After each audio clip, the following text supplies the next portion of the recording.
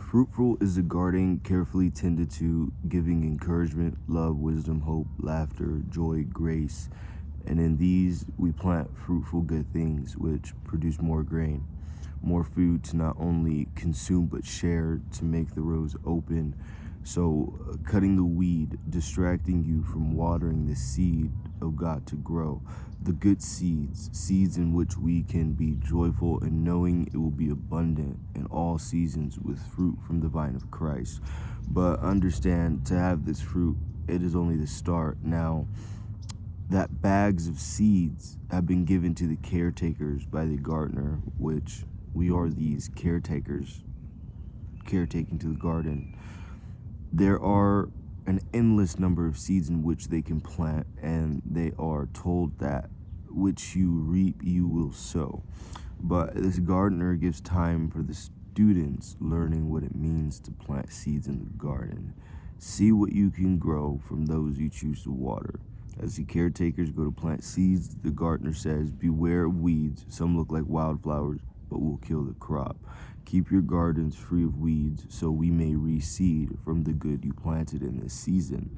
So the next you will receive the fruit nonetheless. I will bundle all the weeds at the end of harvest, when ripe, and burn them. But remember, as a man thinketh, so is he.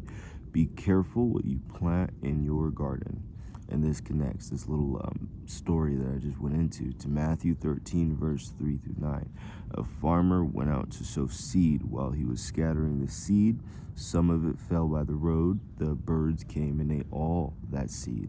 Other seed fell on rocky ground where there was not enough dirt. It grew fast there because the soil was not deep.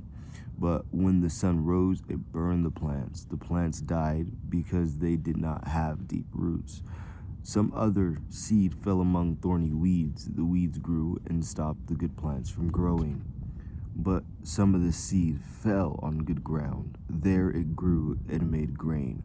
Some plants made 100 times more grain, some 60 times more, and some 30 times more. You people who hear me, listen. Verse 18 through 23.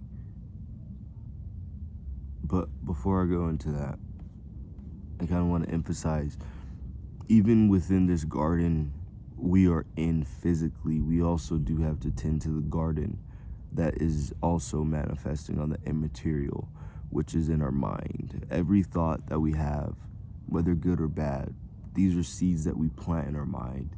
And the ones that we give focus to, whether that be graciousness and encouragement, or whether that be self-pity and doubt, these we must understand as seeds we are continuously watering, whether we're consciously aware or unaware of it. But we must be cautious in this process as well, because as a man thinketh, so is he. So as you plant these seeds in your mind, be careful that it does not allow the good that was planted in you to be corrupted by these thoughts of self-doubt or negativity. For we must starve the weeds in our mind, because the way we think can also affect another. We always want to make sure our thoughts are pure, good seeds that we plant, things that are fruitful, things that will be of an eternal nature, not fleeting pleasures, things that we can be able to be happy to present before God. For these thoughts we manifest now, whether good or bad, bundled up and thrown into the lake of fire, but the good reseeded into the kingdom to come. So we must be aware of not only the garden we tend to, as in each other, but the garden we tend to within ourselves, which is our mind. That's vital, that I feel a lot of people don't focus on. But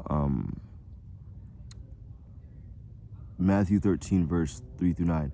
A farmer went out to sow seed. While he was scattering the seed, some of it fell by the road. The birds came and ate all that seed. Other seed fell on rocky ground, where there was not enough dirt. It grew very fast there, because the soil was not deep. But when the sun rose, it burned the plants. The plants died because they did not have deep roots. Some other seed fell among thorny weeds. The weeds grew and stopped the good plants from growing. But some of the seed fell on good ground. There it grew and made grain. Some plants made 100 times more grain, some 60 times more, and some 30 times more. So, you people who hear me, listen. Verse 18 through 23. So listen to the meaning of the story about the farmer. What about the seed that fell by the path? That is like the people who hear the teachings about God's kingdom, but do not understand it. The evil one comes and takes away what was planted in their hearts. And what about the seed that fell on rocky ground?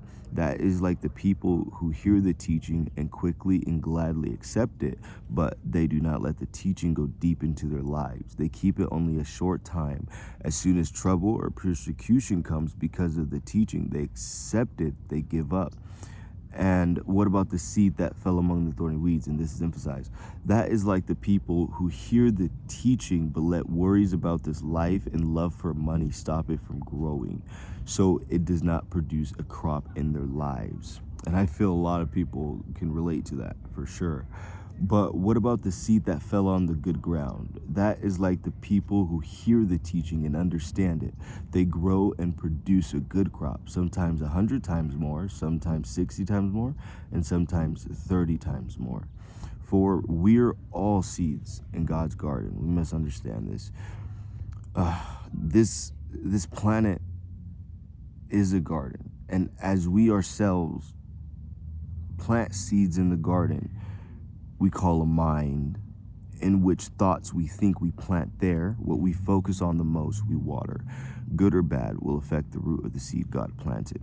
So we must always keep our garden tended to carefully pull out seeds of doubt, seeds in which the enemy has planted in your mind. We must give focus to all that is good, all that which belongs to Christ. Without him, there is no garden to tend to, for it is his alone. With the bodies and minds we use to produce fruitful crop or weedful thoughts.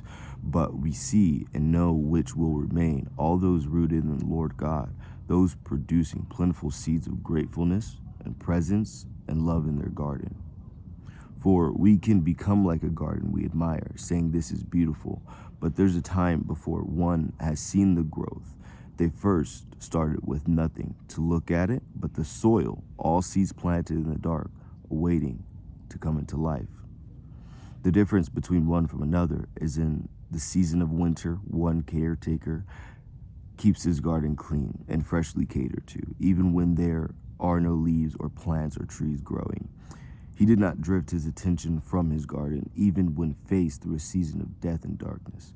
He kept the love which God planted in him to produce good and healthy grain. Allow this to sink in. God bless.